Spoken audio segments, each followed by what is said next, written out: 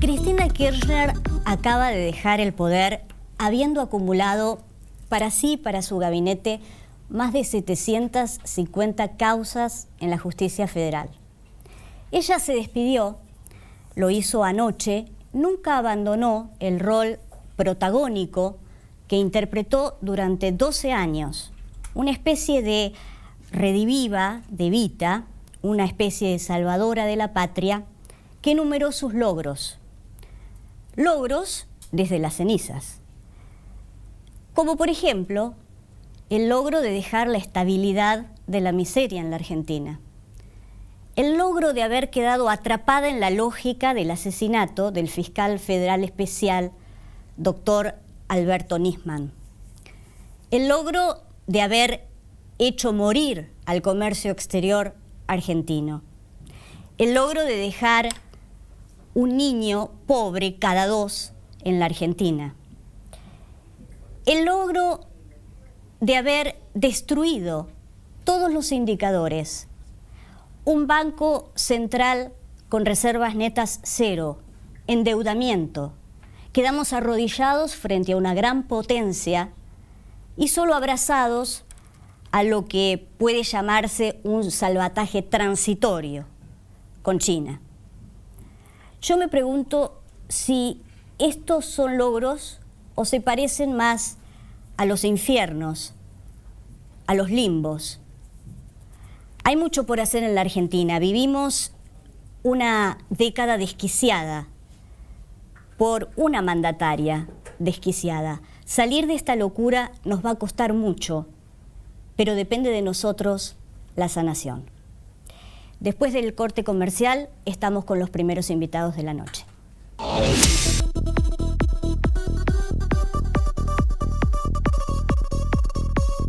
Bueno, quiero decirles en honor a la verdad que estamos atravesados por una fecha muy importante para todos los argentinos. En este momento, bueno, ya tenemos como presente a Mauricio Macri, estamos viendo en la calle la gente, la algarabía, y tengo la suerte de que 3 importantes personalidades del mundo de la economía vengan a hablar sobre todo lo que nos está ocurriendo a los argentinos. Son grandes cambios.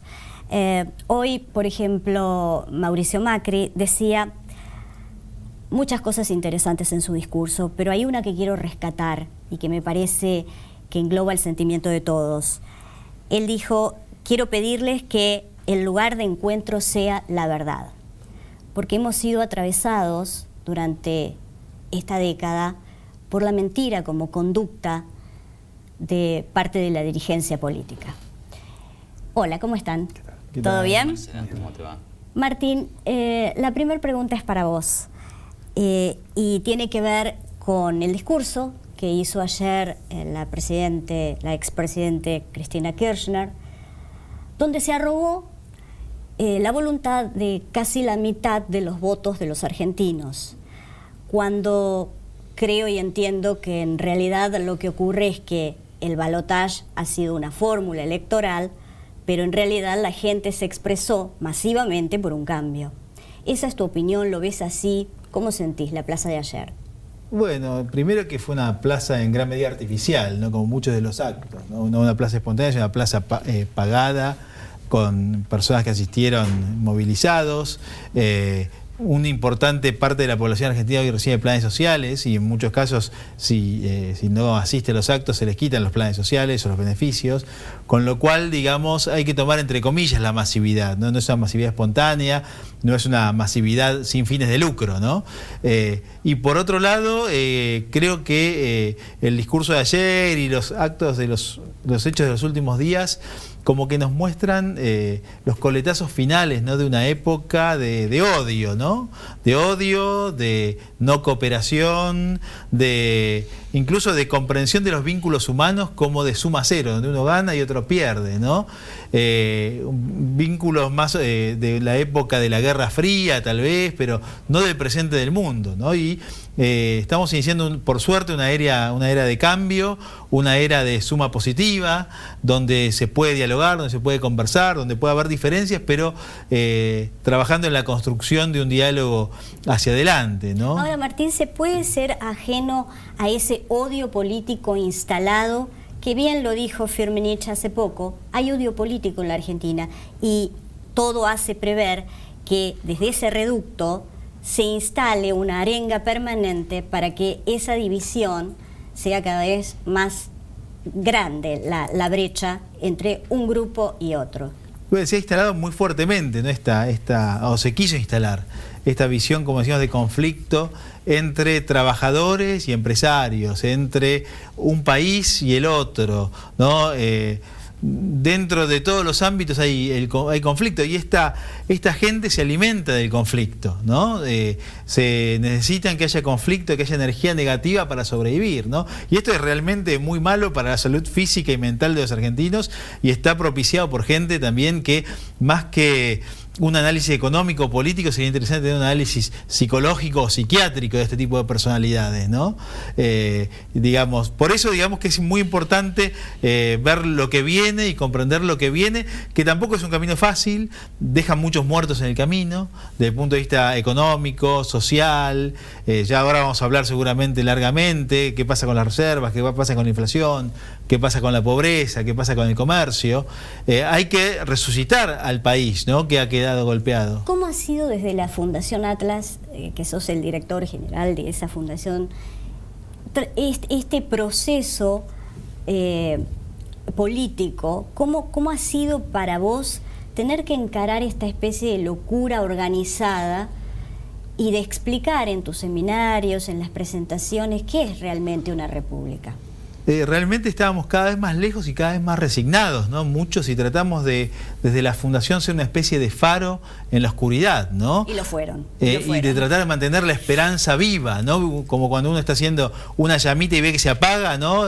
Darle un poco de viento para que esto siga teniendo, emanando y siempre luz. Marcando esas violaciones sistemáticas que ha habido de la Constitución Nacional, que ayer la expresidente siempre remarcaba que, bueno, la medida cautelar, que teníamos un presidente cautelar, cuando ella fue una violadora serial de la Constitución de la Nación, ¿no? Claro, y digamos que, como charlamos, el coletazo final de la administración Kirchner, de los 12 años de Cristina y Néstor, fue justamente la no asunción, ¿no? La mala perdedora, ¿no? Que se vio acá, ¿no? No querer asumir que otra persona fue electa y ganó en las elecciones democráticas. Sí, hasta último momento cuestionando el voto popular, ¿no? Y también hay que resaltar que a la asunción vinieron presidentes como Correa y como Evo Morales, ¿no? Sí, sí. Por ejemplo, con lo cual, digamos, Argentina y Venezuela eran en la región los últimos dos países que quedaban con estos niveles de falta de democracia, de mala calidad de las instituciones y con incluso las economías más desordenadas de la región, ¿no? Claramente, ¿no? Porque si uno mira, por ejemplo, la inflación en Bolivia es del 4%, en Ecuador también es del 4% o menos, con lo cual tienen características comunes pero otras muy distintas. Cualquier indicador que tomes, si vamos a reservas, en Colombia las reservas son de 90.000 millones de dólares, Argentina, bueno, no sé, ¿cuántas reservas hay, Iván? Vos que has sido tan contundente.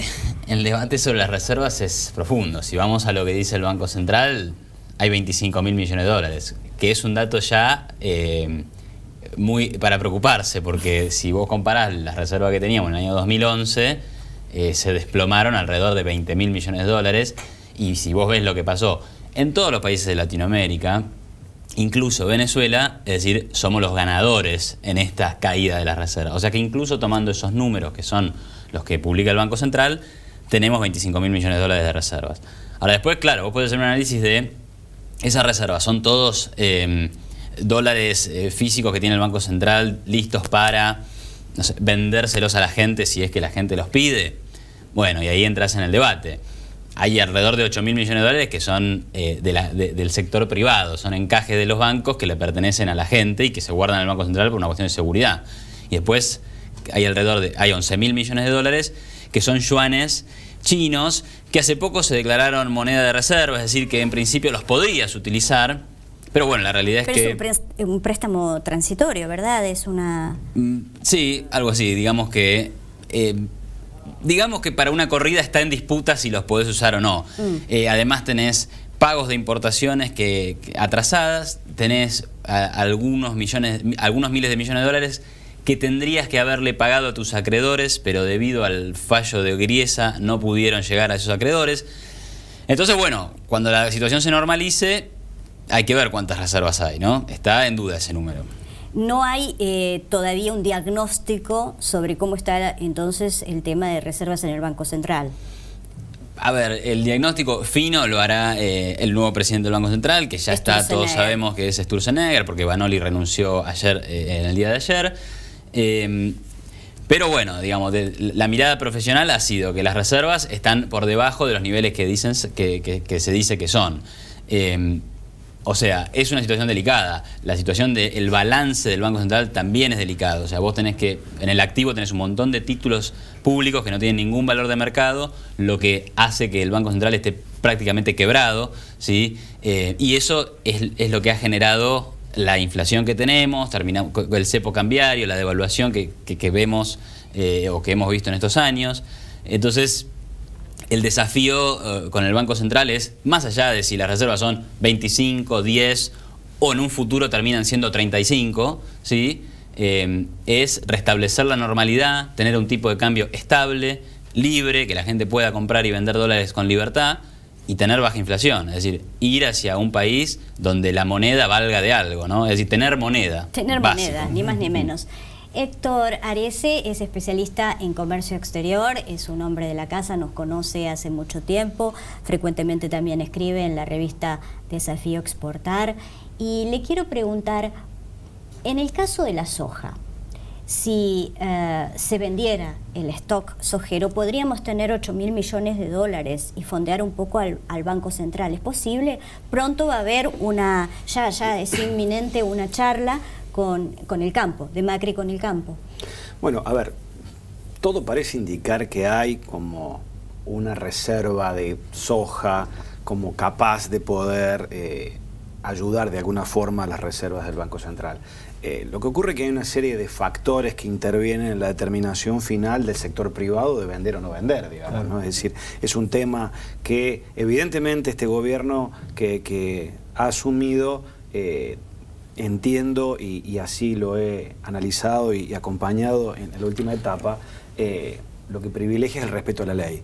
O sea que por lo menos en este respeto a la ley no va a haber ninguna, esperemos, y casi estoy convencido de que va a ser así, ninguna solución milagrosa a lo Moreno, a los fines de obligar al sector del campo a que venda. En general, si las condiciones de las retenciones son favorables, si el horizonte que le presenta es previsible, fíjate vos que si uno mira el mapa del voto que le ha dado la elección a Macri, evidentemente el campo ha sido un factor determinante, y lo digo por ser un tipo del interior y por la tonada se van a dar cuenta de dónde. Con lo cual, evidentemente ese campo va a acompañar el proceso, pero las decisiones políticas no son decisiones económicas cuando yo tengo que decidir sobre mi bolsillo. Reitero, creo que van a venir, pero no creo que vaya a ser un aluvión inmediato, porque los procesos en los cuales ese dólar va a venir son un poco más lentos, Marcelo. Ahora, ese Estado que nos expolió y que hizo que el campo muriera y que el comercio exterior argentino muriera. El comercio exterior argentino representaba el 50% de Latinoamérica en algún tiempo, y eso desapareció. ¿Vos qué diagnóstico harías del comercio exterior argentino? ¿Qué nos pasó? Yo creo que han tenido el talento, porque hay que tener talento en la vida para esto, han tenido el talento de realmente destruir absolutamente todo lo que es el comercio exterior. ¿Y por qué digo esto? Yo alguna vez cuando vine a alguna charla acá yo lo había anticipado con Rita.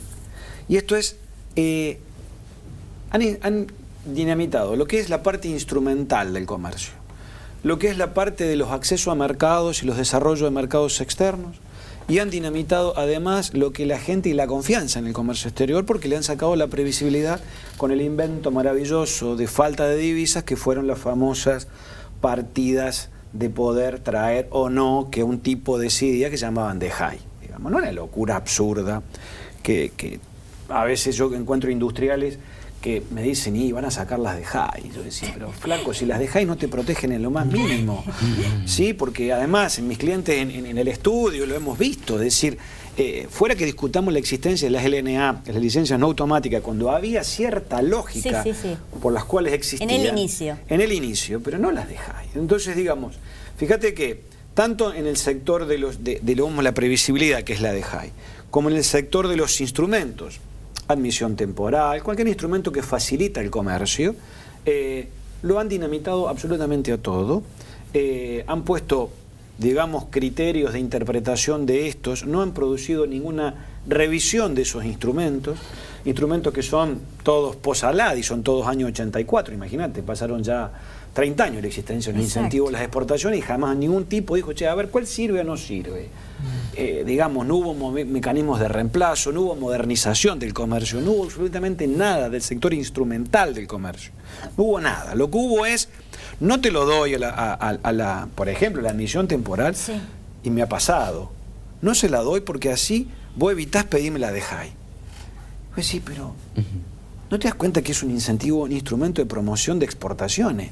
No es un tema de que quiero importar muñequitas Barbie. Sí, lo que quiero es traer una parte de un instrumento para luego acoplarlo a un proceso de ensamble para exportar. Ahora, estas cosas, Marcela, han ocurrido en los últimos años. Pero vos aquí lo atribuís una virulencia absurda. A ignorancia, venalidad, vinieron a saquear y punto. ¿Qué fue lo que pasó? ¿Qué explicación tenés para con vos mismo? ¿Qué explicación te das? ¿De qué es lo que ocurrió? Yo creo mucho en que cuando el líder habilita comportamientos sobre el resto de la estructura se cree parte y se cree que tiene ese poder. Se predica con el ejemplo. Sí, pero aparte yo he sufrido, incluso te lo voy a confesar, no lo he dicho, he sufrido persecución laboral con estos tipos, o sea que por pensar distinto. Bueno, estamos viendo, te digo, Héctor, que no sos el único, está saliendo gente a decir lo que han padecido. Sin duda. Durante este gobierno, ya con una cosa casi policíaca, ¿no? Sin duda, con lo cual, vos me preguntás, digo, la verdad que el nivel de destrucción que se ha provocado sobre el comercio es muy grande. Es necesario trabajar sobre los instrumentos, es nuevamente necesario trabajar sobre cuál va a ser la estrategia de inserción internacional. Hay que refundar todo. Fuimos a Angola. Sí. O sea, digo, tenemos que volver a pensar. Digo, y todavía nos han querido convencer de que estaba bien ir a Angola y que es un destino estratégico. Yo conozco gente que ha hecho el PADEX. Tiene cosas, el PADEX es el programa de desarrollo. Tiene cosas interesantes, pero la verdad que tiene caprichos políticos insostenibles. Bueno, tenía que ver con una lógica de insertarse en un mundo de acuerdo a los intereses de Cristina Fernández de Kirchner, ¿no? Esa cosa de por ahí Sudáfrica, Rusia, Venezuela, La Habana, Irán, por supuesto, ¿no? Creo, Marcela, que hay algo ahí como... Por ahí una idea vieja, ¿no? Del ser no alineado. Es decir, si es de Estados Unidos está mal. Si es de la Unión Europea está mal. Si es Chile, que es medio capitalista, no. Entonces, ¿qué hacemos? Pues comerciar hay que comerciar. Venderle a alguien tiene que venderle a alguien. Y bueno, a ver, Angola, Venezuela... Eso es lo que queda, ¿no? Tiene que ver con una bajada política que termina teniendo los efectos sobre las decisiones de política económica que tienen que ver con el comercio exterior. Me parece que también pasa por ahí, ¿no? En ese sentido creo que es auspicioso ciertas cosas que ya dijo Mauricio Macri, porque no habló mucho sobre temas de política económica más concreto, como que eso, por el cepo, la inflación, las paritarias, el déficit fiscal, de todo eso no ha hablado mucho él, pero sí habló sobre comercio exterior. Y habló del Mercosur, se juntó con Dilma, se fue a Chile, habló de converger hacia la Alianza del Pacífico. Eso te diría que es un objetivo muy ambicioso. Estamos hablando de un acuerdo comercial de los más ambiciosos, de los más grandes de la región. El 40%, ¿no?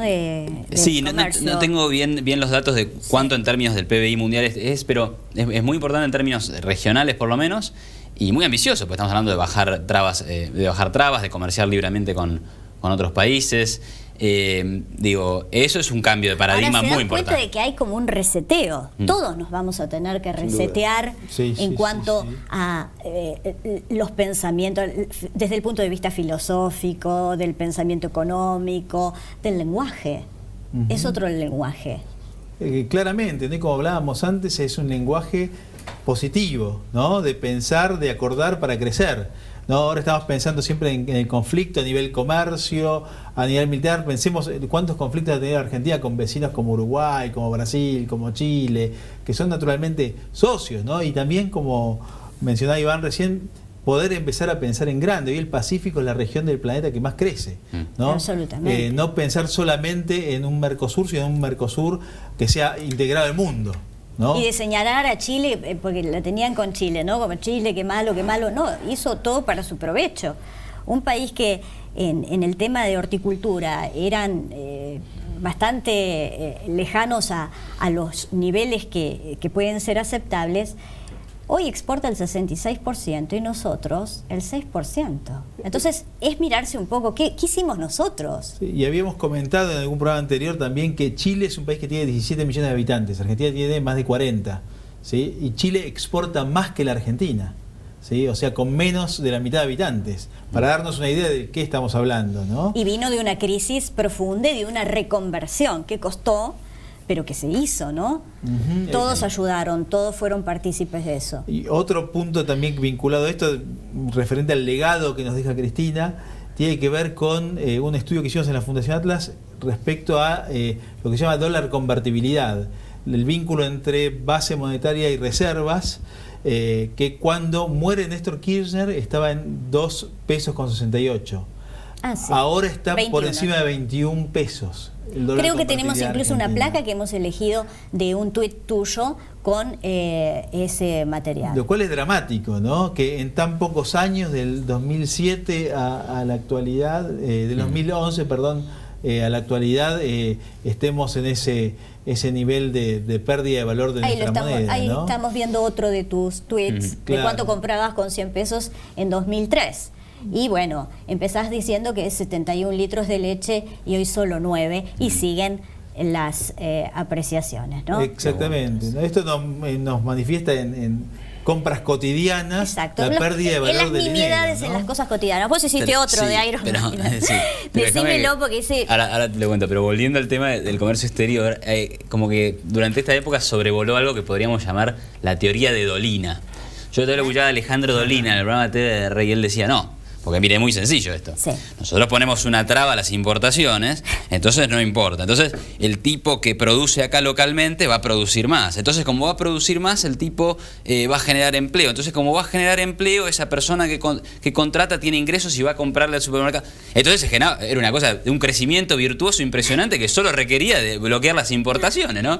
Y vos ves a Chile y vos decís, un país que está totalmente abierto al mundo, que en política comercial lo único que hizo fue trabar acuerdos de libre comercio con quien sea, y que es un país que crece, o sea, por lo menos hasta hace 1 o 2 años crecía en un nivel del 3-4%, no tiene inflación, es decir, el desempleo está entre el 5 y el 6%, es decir, la teoría de Dolina me parece que no aplica, ¿no? O sea, hay algo que está fallando ahí y podemos pensar en un país más abierto, mucho más abierto y competitivo en el mundo. Y es más, él hablaba de que no tendríamos desempleo. El desempleo es el segundo en Latinoamérica hoy, el de Argentina. Ella se ufanaba de decir que teníamos poco desempleo en la Argentina. Bueno, el 7,1, a pesar del empleo público, que a último momento baja la cifra, el 7,1 es el segundo más alto en Latinoamérica. Sí, eso es cierto. Igual el último dato dice 5.8, ¿no? Es decir, el más bajo en 30 años.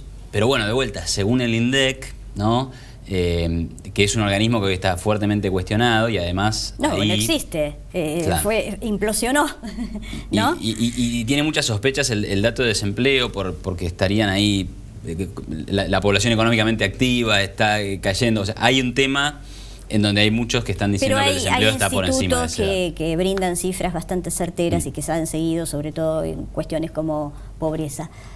Uno de los temas Sí. que se plantea Mauricio Macri como caballito de batalla, pobreza cero en la Argentina.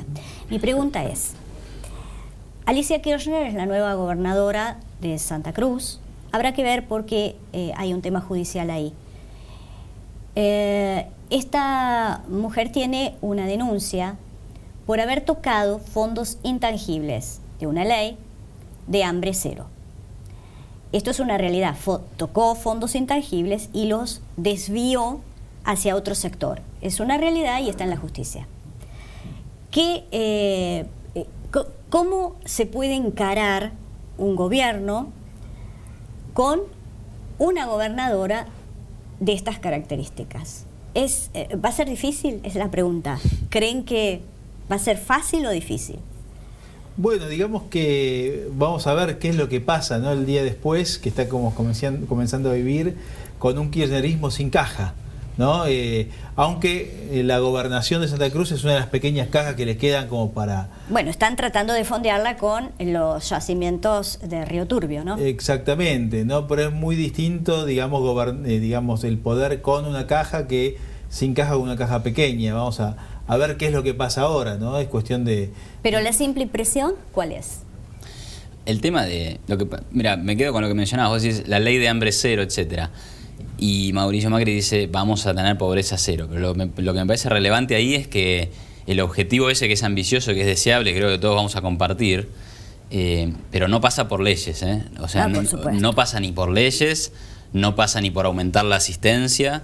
O sea, el mundo que se libró del hambre, digamos, el mundo que se libró de la pobreza, el mundo en el que la pobreza cae sostenidamente año a año, es el mundo que compite, que tiene reglas claras, que es abierto, donde los empresarios tienen iniciativa, producen, se pueden quedar con la riqueza que producen, ¿sí?